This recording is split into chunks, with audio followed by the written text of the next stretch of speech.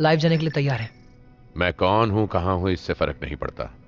एक लुटेरा, दलाल या देश का सबसे बड़ा फ्रॉड, मैं कौन हूं इससे आपको कोई फर्क नहीं पड़ना चाहिए। अगर ये लिंक बंद भी हो जाती है तो भी किसी न किसी तरह से मेरी आवाज आप तक पहुंच जाएगी। मैं अब आपके साथ जो शेयर कर रहा हूं वो 213 जीबी का डेटा है। इसमें आपको मिलेंगे 18,000 पन्नों की एक पीडीएफ फाइल और कुछ खुफिया information, documented emails, bank transactions, phone conversations और वीडियो फाइल्स।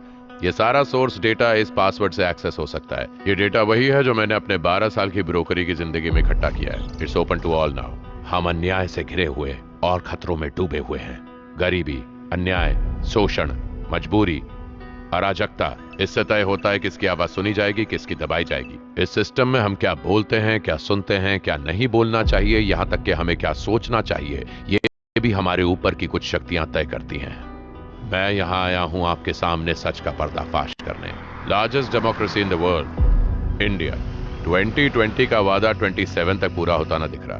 पूरी जनता को बड़े और खोखले शब्दों से फंसाया गया है। 150 करोड़ लोग रोज 50 रुपए के लिए संघर्ष करते हैं। अफ्रीका के गरीब देशों से लेकर एशिया के कुछ वैश्य व्यवसाय पर चलने वाले देश भी डेवलपिंग कंट्रीज की लिस्ट में इंडिया से आगे हैं।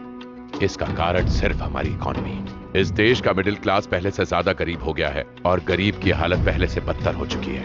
महीना खत्म हुआ नहीं कि सैलरीड क्लास को भी लोन पे जीना पड़ता है। 65 रुपए की दाल आज 100 रुपए की, 120 रुपए का तेल आज 360, 20 रुपए का पानी 40 रुपए का, 2,500 रुपए के सोने की कीमत आज 10,000 रुपए से ऊपर बढ़ चुकी है। 50 रुपए का हेयर कट तो जैसे किसी पुराने जमाने की बात हो गई है। एक चम्मच डोसे के आटे पर बिना वजह 15 रुपए का टैक्स। कुल मिला के सरकार को हम 68,000 करोड़ का टैक्स देते हैं और बदले में हमें क्या मिलता है? 4 सालों में देश की संपत्ति 100 करोड़ से बढ़कर 10,000 करोड़ तक पहुंच गई। 150 करोड़ लोगों के इस देश में सिर्फ 110 लोगों के पास ही 70% दौलत पड़ी है। इस सब के पीछे क्या राज है, किसका हाथ है, किसने किसको पैसे दिए, ये बड़े लुटेरे कौन है, ये सारी जानकारी सेक्शंस बनाकर अलग अलग फोल्डरों में आपको मिल जाएगी। Please check. इस करप्ट सिस्टम में हमें हेलमेट ना पहनने पर सिग्नल पे पुलिस पकड़ के फाइन करती, इसे बड़ा गुनाह बता के हमें 2 बातें सुनाती। फिर भी इस देश में गरीबों को लूटने वालों से कोई कुछ नहीं पूछता। हमारे बुजुर्गों के पेंशन स्कीम्स को लेकर कई सवाल उठाए जाते हैं, पर उन करोड़पतियों को कोई कुछ नहीं कहता जो करोड़ों का लोन नहीं लौटाते।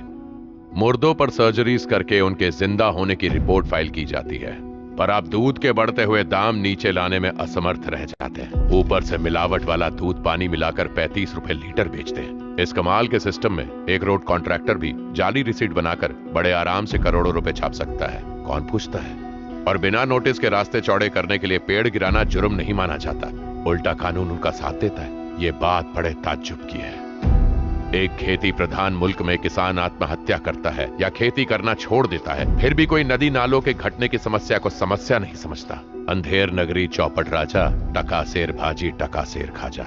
इस देश के अरबपति लोग जो सिर्फ प्रॉफिट के बारे में सोचते हैं, इनको इस बात की शर्म भी नहीं है। और ये एक आदमी का काम नहीं है, पर एक नाम, अभयंकर, जो ये सब करने वालों के पीछे का सबसे बड़ा चेहरा है, जो तुम्हें हर क्षेत्र में दिखाई देगा, हर पॉलिटिकल पार्टी में। इस सिस्टम के लोग जो आज दुर्भाग्य से इन राक्षसों की ढाल बने हुए हैं, ये लोग इस देश के लोअर मिडिल क्लास की गिनती इंसानों में नहीं कीड़ों में करते हैं, जिनको अज्ञान के अंधेरे में डालकर कुचल दिया जाता है। करोड़ों रुपए सिनेमा पे, क्रिकेट के मैच पर, अनगिनत टीवी पर, बिना काम के एप्स पर और ड्रग ट्रैफिकिंग पर खर्च इसलिए किए जाते हैं कि हमारा ध्यान इनके जरिए उनके गुनाहों और काली करतूतों से भटक जाए और हम उनसे कोई सवाल न कर सके।